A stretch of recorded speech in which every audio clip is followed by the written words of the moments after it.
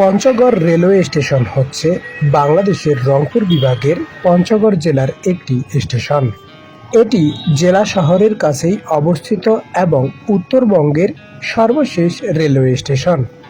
এটি মূলত পঞ্চগড় জেলা শহরের কাছাকাছি অবস্থিত এবং উত্তরের শেষ সীমান্তে ট্রেন চলাচলের একটি গুরুত্বপূর্ণ কেন্দ্র।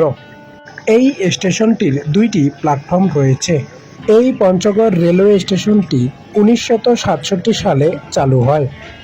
এই পঞ্চগড় রেলওয়ে স্টেশন থেকে প্রতিনিয়ত 6টি ট্রেন চলাচল করে।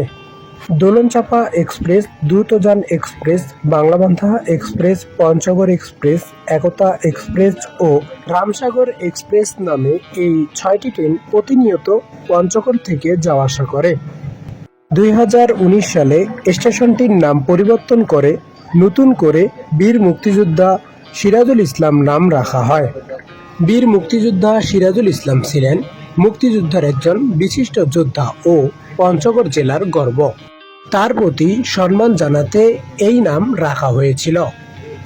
2024 সালের ছাত্র আন্দোলনের পর রাজনৈতিক পরিস্থিতি বদলে যায় এবং তখন ক্ষমতাসীন আওয়ামী লীগের পতন ঘটে। এর ফলস্বরূপ অনেক সরকারি নীতিমালা ও নাম পরিবর্তন সংক্রান্ত সিদ্ধান্ত পুনর্বিবেচনা করা হয়।